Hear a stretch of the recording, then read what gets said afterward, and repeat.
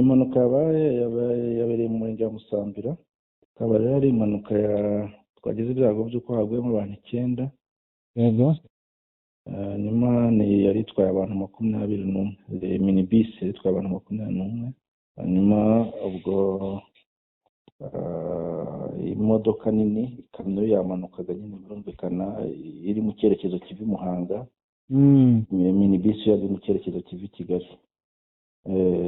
Ubwo impanuka yabereye Musambira muri Kamonyi kwa Rumbashije. Hanyuma abo bantu bose bajyanwe kwa muganga, abakomeretse bajyanwe kwa muganga mu bitaro bitandukanye harimo Kabgayi, Remera, Rukoma ndetse na CHUK. Abakomeretse ni bangahe? Ubwo muri 21, ubwo bitabye Imana ni 9, abasigaye bose bakomeretse bari kwa muganga. Hanyuma wenda kufatanye n'izindi nzego haba hamaze kumenyekana icyaba cyateye? Bigaragara turacyakomeje gukurikirana ngo tumenye icyabiteye, ariko ubona ko bisa naho ari ukutaringaniza umuvuduko bitewe n'ahantu hariho. Hanyuma ubutumwa mutanga mushingiye ku byabaye? Ubutumwa ni uko abakoresha umuhanda bakwiye kwitwararika bakagenda ku muvuduko, bakareba ko bakamenya ko umuhanda ukoreshwa n'abantu benshi, ukoreshwa n'ibinyabiziga byinshi, ukoreshwa n'abantu baba bakeneye kwambuka. Kandi rero abakoresha ibinyabiziga bakwiye kwitwararika bagakora ibishoboka byose ku buryo bakwirinda impanuka nyine ikaba ari uko ari impanuka hatabonetseho uruhare cyangwa se uburangare bw'utwara ibinyabiziga. Hanyuma ku baturage bakoresha umuhanda bambuka ni ukwitwararika ku buryo bambuka babanje kureba neza impande zose, ndetse n'abana bakiri bato abantu bakabuza kwambuka umuhanda nta muntu mukuru bari kumwe. Yego. Sasa murakoze kubw'amakuru muduhaye, hanyuma ubwo abagize ibyago nta kundi no kwihangana. Yego murakoze. Ku makuru baduhaye batubwiye ko hapfuyemo abantu 9. Harokokamo akana k'uruhinja. Teye ubwoba kuko ni impanuka nyine kubona abantu bapfa ari benshi biba biteye ubwoba. Nk'ubu hari uwo bakuyemo ubwonko bihita bugwa hasi, nyine abantu bagira ubwoba barahunga. Aha rero mu karere ka Kamonyi mu murenge wa Musambira niho habereye impanuka. Twavuga ko ari impanuka ikomeye cyane kandi babaje cyane, kuko kugeza ubu ngubu duhari amakuru ari gutangwa nuko mu bantu bari bari mu modoka. Ni impanuka yabaye aho imodoka ya taxi yagonzwe, ubwo ni Hiyasi yagonzwe n'imodoka yo mu bwoko bwa Agitros, hanyuma abantu imodoka igashwanyagurika cyane, hanyuma abantu bari bayirimo bamwe bakitaba Imana abandi bagakomereka. Kugeza ubu duhari amakuru aremeza ko abantu 9 aribo bamaze kwitaba Imana. Ni impanuka yabereye mu murenge wa Musambira w'akarere ka Kamonyi. Hanyuma imodoka mu bwoko bwa Agitros biragaragara ko ngo yari irimo iramanuka iva mu ntara y'Amajyepfo, naho taxi yavaga mu cyerekezo kiva mu mujyi wa Kigali yerekeza mu bice by'akarere ka Muhanga. Iyi nkuru irababaje cyane kuko abitabye Imana bari mu byiciro bitandukanye. Ni imodoka yari ihetse abana ndetse n'ababyeyi. By'umwihariko reka tubanze tuganire n'abaturage cyangwa se n'abandi bagenzi bari hano mu murenge wa Musambira barimo abahageze impanuka ikimara kuba, batubwire uko byagenze. Nitwa Obama.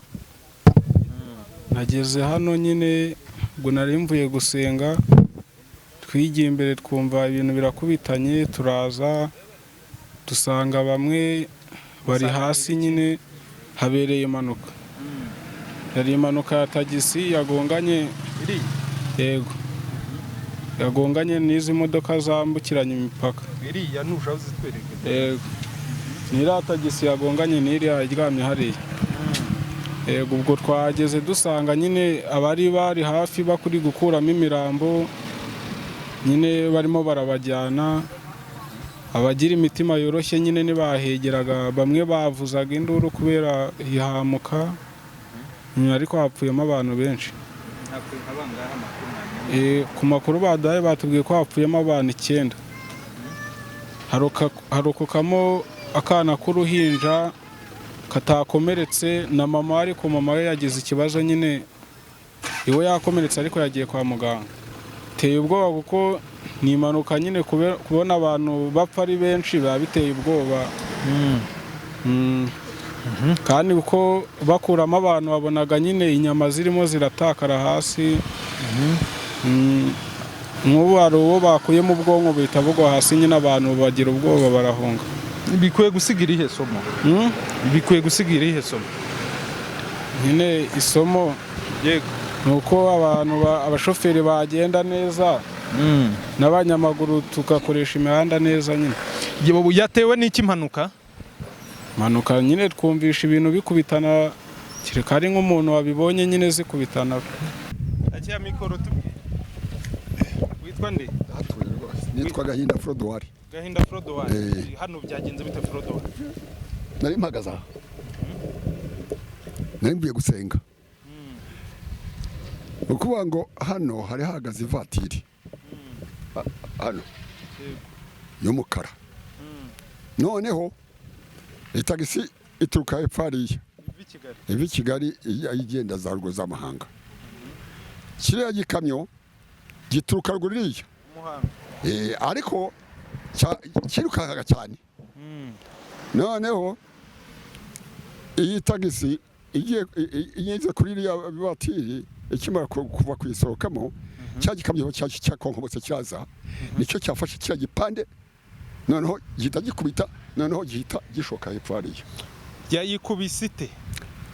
Cyamanutse gitya kamyo. Noneho umushoferi wenda tuvuge wenda yarwanyije ahari, noneho ubu kiba cyaje gutya kikaza gutya kikatumara n'aya mazu yose akacyana. Cyacomokotse se? Kada cyagendaga kuriya ariko cyagurukaga. Nuko noneho nibwo kirosha hariya, nibwo noneho ubwo indi abantu bari barimo sirakubwiye imiborogo n'iki byose, nibwo abantu birukanse bavanyemo basambagurika n'iki byose, nuko nabibonye. Apfa abantu nk'abanga. Ngewe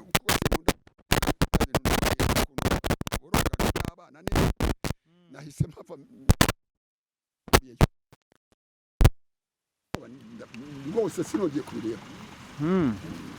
None se muze ni impanuka ite ubwoba ku ruhe rwego? Ariko uzi ukuntu byari bimeze muri iriya tagisi, abana baborokaga, abandi basambagurika, abagore n'abari bafashwe batabasha kubavanamo ngo bishoboke. Byari biteye ubwoba, byari biteye ubwoba kubibona, byari ibintu bikomeye cyane. Murabona yatewe nk'iki impanuka? Yatewe n'iki? Ubwo ni igihe cyayo nyine cyagomba kuba cyabo bose bapfuye, byagize mwese byatewe n'iki? Ese bamenya byatewe n'iki? Cyo ko ari ikibazo cyayo cyane Gasari wagira ngo ni ibi. Ntabwo mwabashe kumenya icyayiteye. None se nese twavuga ngo cyatewe n'umushoferi, nawe ubwo se yashakaga kuba yamera kuri.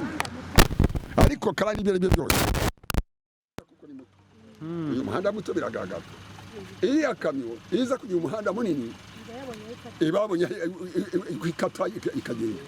Iriya nayo izamuka ari hanini kandi hahagaze indi, ntabwo byayigo n'umuhanda muto bisanzwe. None se yari depashe, ayangiriya yari depashe ivatiri yari imbere yayo? Kandi ntabwo yari imbere, yari ihagaze hano, yari yapfuye. Yari ihagaze mu muhanda n'ubundi? Yari yapfuye. Inyura mwura mukono? Oya. Nuvuga ngo ivatiri yari ihagaze ku ruhande, yari ihagaze mu muhanda mo hagati? Ivatiri yari ihagaze ariko isatiriye mu muhanda, ntabwo yigeze ijya ku ruhande.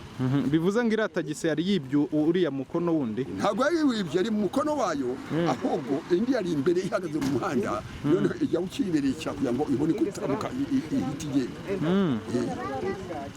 No kwihangana birakora. Nta kundi kundi neze ko ari ibikorwa byonera mu kagari ka Kamonyi.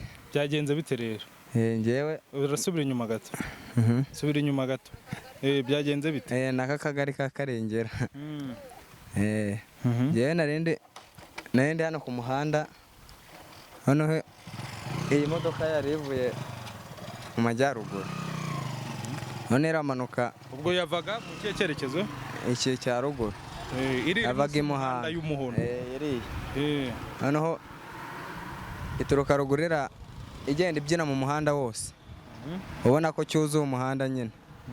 Noneho imbere yacyo hari ikindi kimeze kuriya, nacyo byari biri kujyana. Noneho iri idepashije isanga iriya twegerane yari iri kuva i Kigali izamuka ijya i Muhanga, ibura aho iriya ijya nyine, iraza yikubitaho ihita ikatigwamo hariya hepfo. None abantu bahise bakora ubutabazi bwo kuza kureba ibibereye nyine mu muhanda, baraza basanga nyine abantu bangiritse bari bari mu modoka yatwegerane nyine yari iri kuzamuka, bari bagiye mu misa. None nuko ngewe ibintu nabibonye. wabonaga ari ibintu bikanganye bite? wabonaga ari ibintu biteye ubwoba bite? Uko ibyo twabonye muri uyu muhanda n'ibyo nyine twabonye kuri iyi twegerane, abantu bari barimo benshi bangiritse kuko nta muntu utagize hahamuka. Ihungabana? harimo n'abapfuye se? hapfuyemo abantu 9. ubwo rero ni ukwihanganisha ba nyir'ubwite. mwaketse ko yatewe n'iki mpanuka? mwaketse ko yatewe n'iki? n'abantu bazaga bavangatinga imodoka, abayije inyuma baturuka inyuma ngo iyi modoka yacice feri kuko yagendaga ifite umuvuduko mwinshi. noneho nibwo yageze haramwirira kumanuka impanuka idigadiganye n'ibyina umuhanda wose.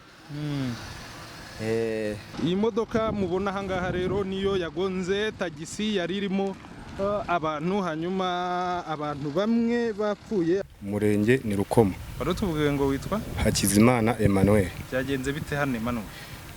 Umudamu mu gitondo yabyutse aritegura avuga ko agiye mu isengesho. Mu kujya mu isengesho mu Ruhango byari kubera hano hari Musambira, nta nzaho yabagiye gusengera ari kumwe n'umuturanyi. Hashize wenda nk'iminota 30 baraduhamagaye ngo bakoze impanuka. Mbasha guhita nza nsanga umwana w'uruhinja rufite umwaka n'ibyumweru 2. we ni muzima, yabashije kurokoka, nta gikomere yagize. wanjye nyina nawe yari yakomeretse ku mutwe no ku gice cyo hasi cy'amaguru. Umuturanyi bari bazanye we yakomeretse cyane n'umwana we wundi. Ubwo uhageze babwiye ko impanuka bigenze bite? mpageze nahageze nka nyuma y'iminota 40. Yego, nasanze bari guhungiza abo bantu bari bagira impanuka muri iyo modoka. Ubwo hari abantu benshi bari gukuramo abandi bakomerekeye mu modoka, ariko baba bakuyemo kare kuko bagihumeka, abandi bo bari bapfuye. abantu bangahe? Nahavuye hamaze gupfa abantu 9. nizi twegeranye zijyamo abantu 18. ubwo abandi impinja zapfiriyemo nazo nabonye nk'ebyiri baba zikikiye. Nkumva yuko byatewe n'iriya modoka ngo yari yacitse feri ituruka i Muhanga. Nuko nabashije kubibona. Maze bigenda bite? Imbangukiragutabara zaje zitwara abari bagira ikibazo muri iyo modoka. Uvuga ngo wowe umutwe wawe yakomeretse ari i Kabgayi. Ntabwo bikomeye cyane kuko turi kubasha kuvugana. N'umwana ni muzima. N'impanuka yariteye ubwoba cyane. Nibwo bwa mbere babashije kuba nayibona. Nibwo bwa mbere naba nayibona mu mateka.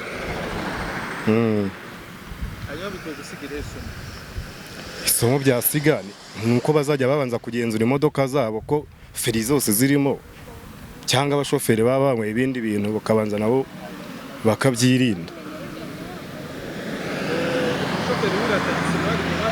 Niwe yapfuye mbere. Yego. Bariya numvishe ko barokotse ntacyo babaye, bagiye kubivuza. 2.